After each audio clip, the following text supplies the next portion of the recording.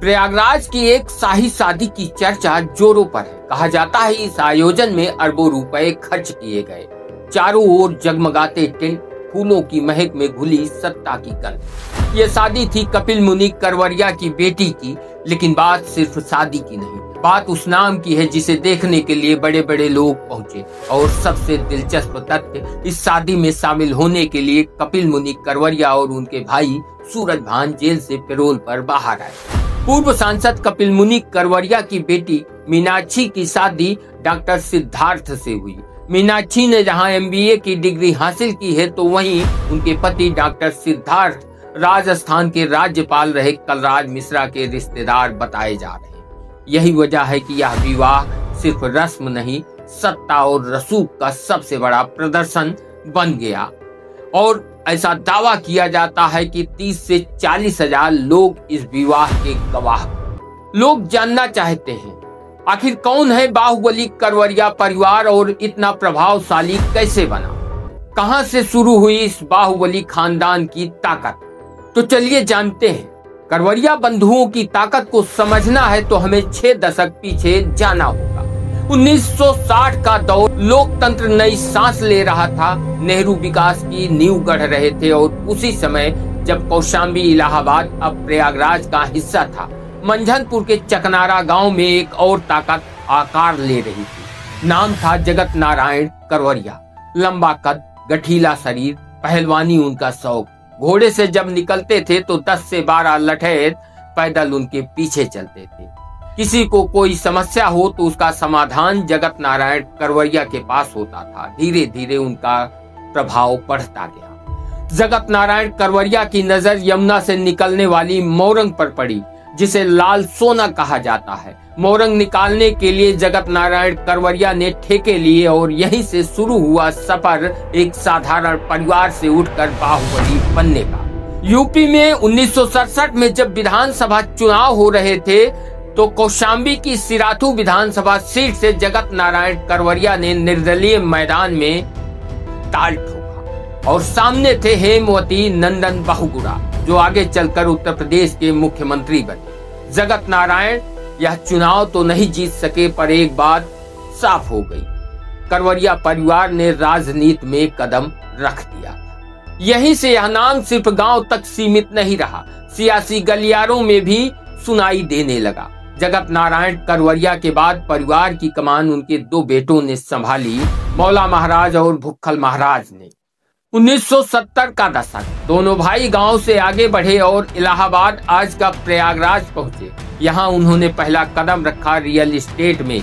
विवादित जमीन हो या पुरानी हवेली हो, जहां करवरिया बंधु की नजर पड़ जाती, कुछ ही समय में वह जमीन उनके कब्जे में चली जाती। धीरे धीरे शहर ने नाम याद कर लिया, करवरिया मतलब बाहुबली। लेकिन कहानी यही नहीं रुकी।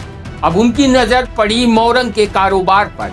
नदी के घाट, ठेके, पट्टे, एक एक कर सब उनके नियंत्रण में आते गए। हर घाट से ट्रक गुजरते और लोग कहते, ये करवरिया का इलाका। रियल एस्टेट ने उन्हें ताकत दी, लेकिन मोरंग ने उन्हें साम्राज्य दिया। यहीं से करवरिया परिवार सिर्फ नाम नहीं, एक शक्ति बन गया। उधर एक नाम और तेजी से उभर रहा था, जवाहर पंडित। कभी साधारण दबदबा, पर मुलायम सिंह यादव के बेहद करीबी बनते ही उनका वर्चस्व और बढ़ गया, जो लगातार करवरिया परिवार को चुनौती देने लगा। 1991 में भुक्खल महाराज की मौत हो गई। तब करवरिया परिवार की बागडोर संभाली मौला महाराज ने, और सूरजभान, उदयभान और कपिल मुनि उनके सहयोगी बने। 1993 में सरकार बदली और हालात बदलने लगे। करवरिया परिवार के विपरीत हवा बहने लगी। जवाहर पंडित ने घाटों पर कब्जा बढ़ाना शुरू कर दिया। करवरिया परिवार को चारों तरफ से घेरना शुरू कर दिया। करवरिया परिवार की बालू बाहर निकलने का मार्ग भी जवाहर पंडित की जमीन से होकर गुजरता था। ऐसे में करवरिया परिवार ने जवाहर पंडित से समझौता करने के लिए एक मीटिंग बुलाई। उस मीटिंग में बातचीत तो हुई, लेकिन मामला गर्मा गया और ऐसा दावा किया जाता है कि जवाहर पंडित ने मौला महाराज पर राइफल तान दी। तभी तय हो गया था कि प्रयागराज की धरती खून मांगी। और फिर वही हुआ जिसका अनुमान लोग लगा रहे थे। 1996 में उत्तर प्रदेश में मायावती के साथ गेस्ट हाउस कांड हुआ और मुलायम सरकार चली गई। उत्तर प्रदेश में राष्ट्रपति शासन लागू था। ऐसे में जवाहर पंडित की सुरक्षा में तैनात सुरक्षाकर्मी हटा लिए गए। जवाहर पंडित को एहसास हो गया था कि अब कुछ गड़बड़ होने वाला है, इसलिए जवाहर पंडित ने 2 बार लगातार सुरक्षा की मांग की, लेकिन उनको सुरक्षा नहीं मिल पाई। 13 अगस्त 1996 वह दिन जिसने प्रयागराज को हिला दिया। जवाहर पंडित सुबह कार से सिविल लाइंस की ओर बढ़ रहे थे।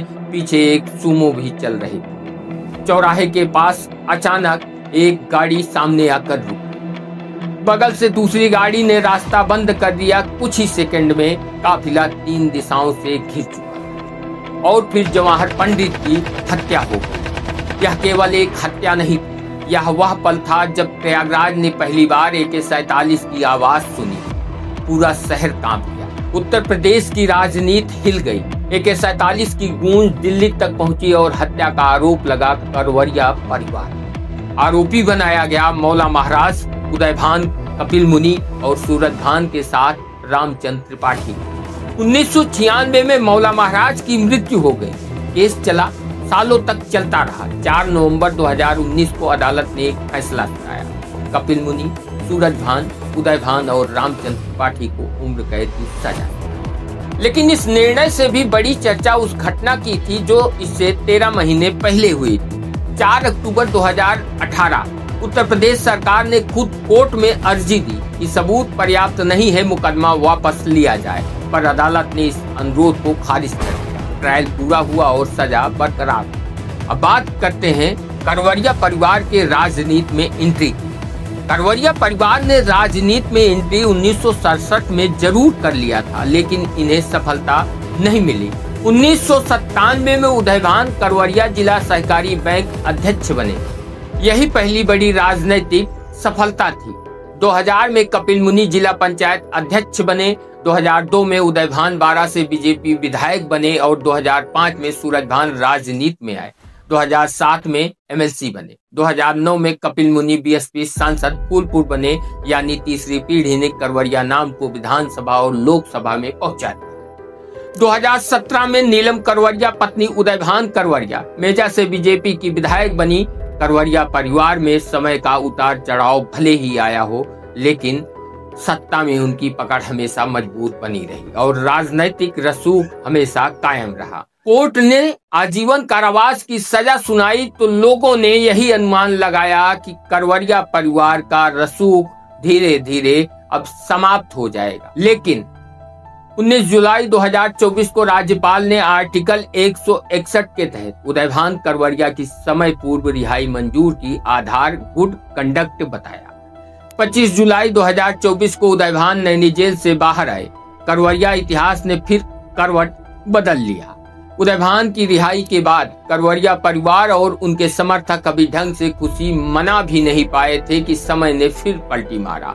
26 सितंबर 2024 को पूर्व विधायक नीलम करवरिया का लीवर सिरोसिस के इलाज के दौरान हैदराबाद में निधन हो गया। उदय भान करवरिया को जेल से आजादी तो मिली, लेकिन जीवन संगनी साथ छोड़कर चली गई। प्रयागराज में आज रोशनी है, संगीत है, नेताओं का जमावड़ा है और पैरोल पर मौजूद कपिल मुनि है और सूरज भान है। और चर्चा सिर्फ एक, करवरिया परिवार तब भी बाहुबली था, आज भी बाहुबली है। यह कहानी सत्ता की है, यह संघर्ष की है, यह इतिहास की है जो आज भी लिखा जा रहा है। करवरिया नाम गिरा, उठा, गिरा और आज फिर रोशनी में खड़ा है। और यह कहानी यही खत्म नहीं हुई। यह सिर्फ एक अध्याय है, बाकी आने वाला वक्त लिखेगा।